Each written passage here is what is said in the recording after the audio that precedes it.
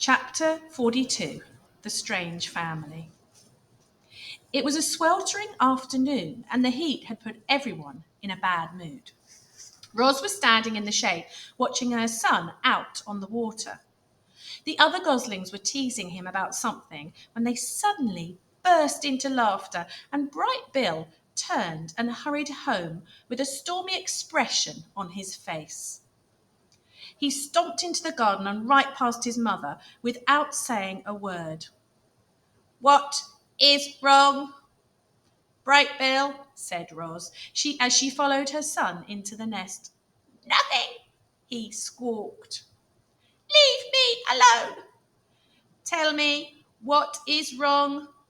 "I don't want to talk about it." "Maybe I can help." "Mama, the other goslings were making fun of me." "What did they say?" "They called you a monster and then laughed at me for having a monster mother." "They should know by now that I am not a monster." "Would you like me to talk to them?"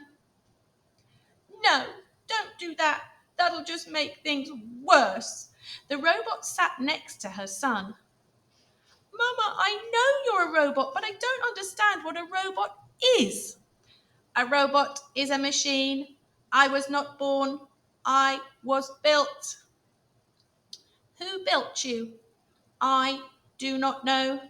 I do not remember being built. My very first memory is waking up on a northern shore of this island." "Were you small back then?" said the gosling. "No, I have always been this size." Ros looked down at her weathered body. "However, I used to be shiny like the surface of the pond. I used to stand straighter than a tree trunk. I used to speak different language.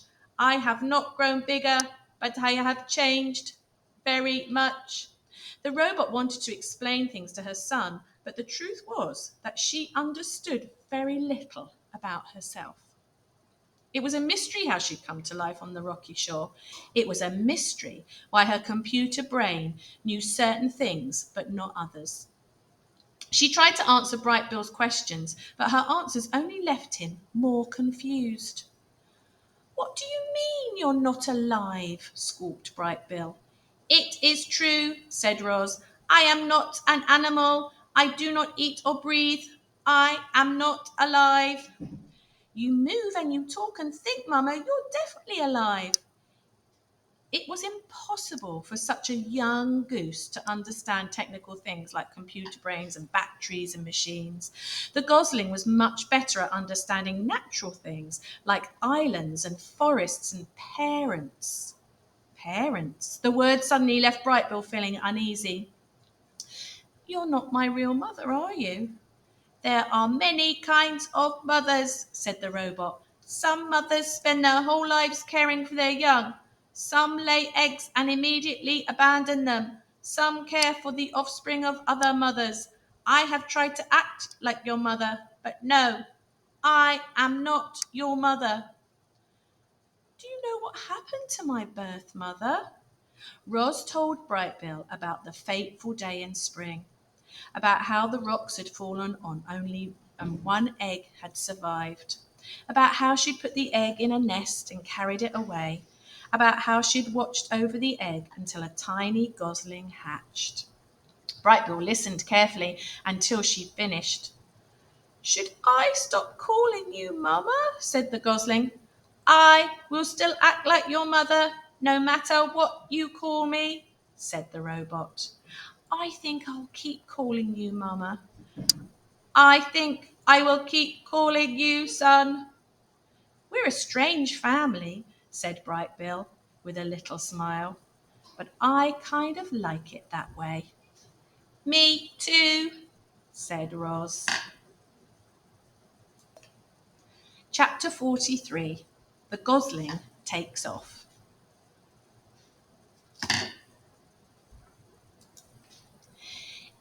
It must be hard to have a robot for a mother.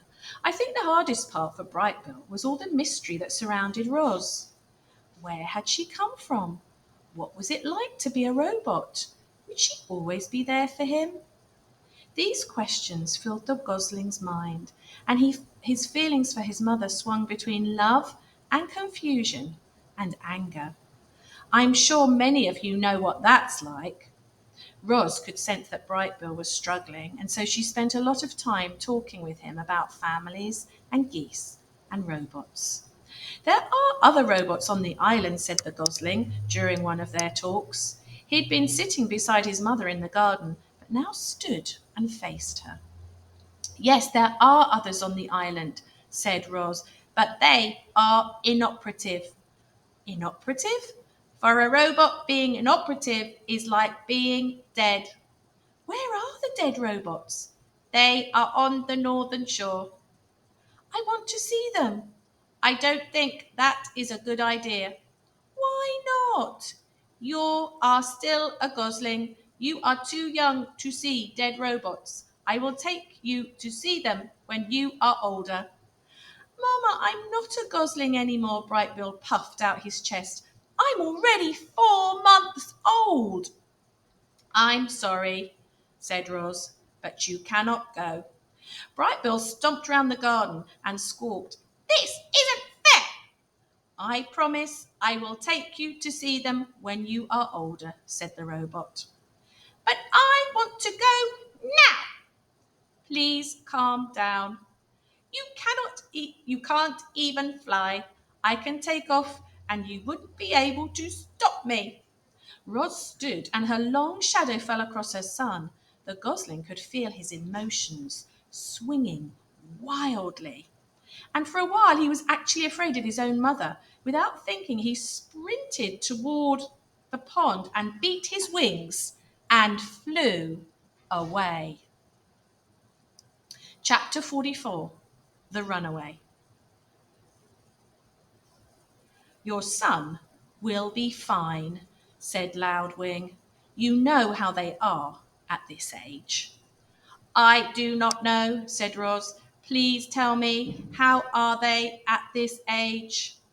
Oh, right. Well, Brightbill is growing up fast. It's only natural for adolescent goslings to be a little moody. He just needs to be alone for a while. You've raised a wonderful son. I know he'll come home soon. Try not to worry. But Roz did worry. At least she worried as much as a robot is capable of worrying. Brightbill had never run away or flown away, and suddenly Roz was computing all the things that could go wrong. A violent storm, a broken wing, a predator. She had to find her son before something bad happened. There was only one place Brightbill could have gone, the robot gravesite. So Roz galloped northward. She leaped over rocks and ducked under branches and charged through meadows without ever slowing her pace. She raced all the way across the island until she finally stepped onto the sea cliffs above the graveyard. And there was Brightbill, perched on the edge, looking at the robot parts scattered on the shore below. His eyes were wet. Don't be angry, he said as his mother walked over. I am not angry, but you should not have flown off like that. You could have gotten hurt, or worse. I was worried sick. I'm sorry, Mama. It's okay, said Roz. It's only natural for goslings your age to be a little moody. Mama, I need to understand what you are, and I think it might help to see those other robots. You are right. It might help. Why are you not down there? I was about to go, said Brightbill, but I got nervous and I wanted you to go with me.